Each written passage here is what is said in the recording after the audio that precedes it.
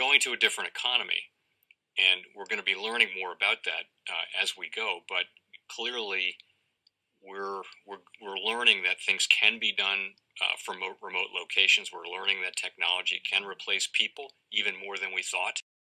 We're not going back to the same economy. We're recovering, but to a different economy, and it'll be one that is more leveraged to technology. And I worry that that is going to make it even more difficult than it was for many workers. In Silicon Valley, and my friends who work in technology know that what we did to the manufacturing workers, we are now going to do to the retail workers, the call center workers, the fast food workers, the truck drivers, and then even bookkeepers, accountants, insurance agents, lawyers, and on through the economy. So what happened to the manufacturing workers is a very clear sign. This effort, and China has big plans for this. They intend to seed their digital yuan into the global environment by giving it away to visitors at next winter's Olympics. When they arrive at the airport, they're going to get yuan digital wallets. They're going to receive digital yuan. They're going to use it throughout their visits to Beijing, and then they're going to take it back to their home countries. They've seen this as a huge advantage. Why? Because who controls the underlying protocols, who controls the underlying standards of the future of money will control the future of money. Who controls on this? It's happening here and there. Between experiments like the one in upstate New York and others, plus stimulus checks, local and federal governments are spending billions of dollars and sending them directly to Americans. Is this a good test of your campaign platform, and do you think it'll catch on? Of course it'll catch on, Shepard, because we're living it. Right. Welcome to the Crypto Teacher Stock Channel. And guys, please like and subscribe if you do like what you're listening to.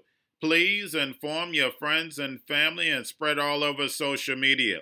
It is imperative that we get back to learning finances and understand how the world really works, because once we understand how the world really works, we understand everything is planned out.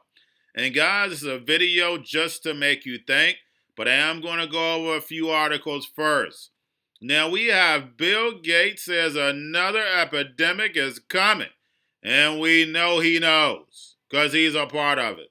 And also we have Gates says he'll fly less and eat more synthetic meat. And guys, we know he's made hundreds of millions of dollars off Beyond Meat. So that's the reason why he's saying that. But we have the Fed to restore the bank capital requirements that were lax during the C word. And we know none of these banks have a safety net. And that was done on purpose. What do we know, guys? They cause a problem, they wait for the reaction, they run in with the solution.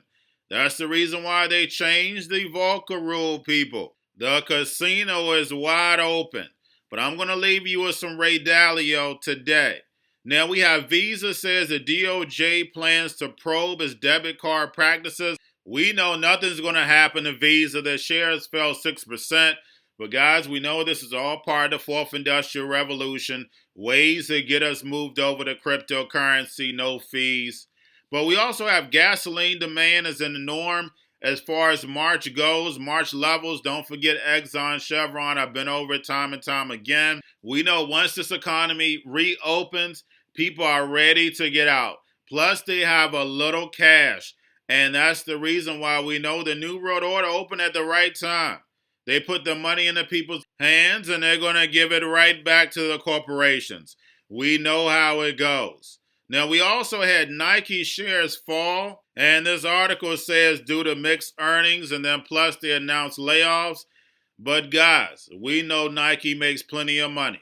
They should not be laying off. They should be hiring more people. It's like all these big corporations. We know the masses are going to take this money and give right back to Nike. And lastly, guys, we're going to go over the actual indicators. We had the dollar down. We had the VIX slightly down. And we had yields slightly up. And as you can see, the markers would mix. So don't forget, guys, make sure you are invested in the fourth industrial revolution. You will be fine. Now, like I said, I'm going to leave you with a Ray Dalio clip. Don't forget to check out the main channel, Crypto Teacher. Learn blockchain, cryptocurrencies, the new economy. Also, like, subscribe, spread that channel everywhere. This channel, like, subscribe, spread it everywhere. And y'all have a wonderful day. What we've seen this go around is the need to distribute, to produce a lot of debt. Where did those checks come from? They came from the government. The government wrote the checks, but the government can't produce money. The central bank can produce money. So the central bank had to print a lot of money to lend to the government to do that. And that's monetization. When you get at the late part of that cycle, where you're creating a lot more debt and then you're monetizing it, that's the end of that's near the end of a long-term debt cycle. And that produces its own set of problems. So what tells us when we're nearing the end of that cycle? I mean, just in recent days, including this week, we've seen the 10-year yield really shoot up. It's still at a modest number historically, but it certainly shot up very quickly. Is it an early warning sign that maybe we've pushed it a bit far on the stimulus side? Because goodness knows we've had a lot of stimulus. Yes, I think let's understand what's behind that. And then you can understand what the warning signs are, because it's just a manifestation. When there has to be a lot of selling of bonds, and bonds don't give any good return, there's a guaranteed negative return in bonds relative to inflation. Inflation index bonds yield minus 1%. And so there's no return. And there's a pile of people who own bonds. And this isn't just Americans, but these are international investors owning bonds. And they have to buy a lot more bonds, because when the government has to sell a lot more debt, that means they have to buy a lot more bonds. There will not be enough demand for those bonds. When that happens, interest rates rise. That's what you're seeing now. And the central bank is put in a dilemma. This is all classic end of cycle type of thing.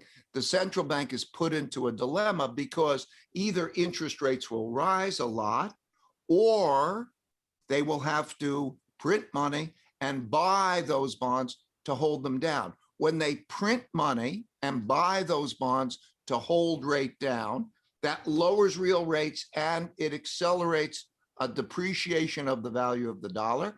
And it also raises inflation pressures. And what the imbalance, the frightening thing about this, is that if you get losing money, and people are losing money by holding bonds, and that's not just Americans, those are other foreigners, then they could sell bonds. And if they sell bonds at the same time as the government has got to sell a lot of bonds, that could produce a real dilemma. That's classic late long-term debt cycle type stuff. So let's talk about Jay Powell's dilemma right now. You describe it as a dilemma. He appeared this week and basically took a hard look at the debt market, at the Treasury market, looked in the eye and said, I'm not going to do anything to help you. And they didn't like it very much. And so the 10-year kept going. At what point is there enough pain? And what form does that pain take? Is it really financial conditions tightening? I mean, does it have to get to be 2.5, 3, 3.5, 4?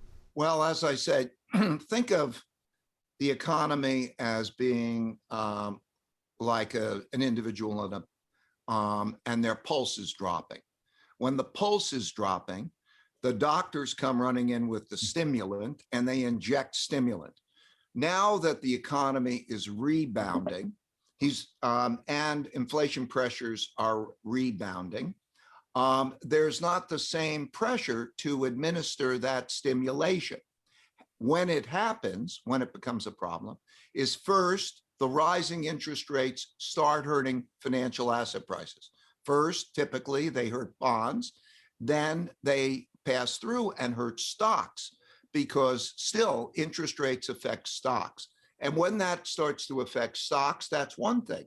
Maybe the stock market can correct 10 or 15%, and the Federal Reserve can tolerate it. When it goes beyond that and starts to affect the economy, that's when you see the real trade-off have to surface. So that's what that looks like. Okay, so let's play a little Dickens here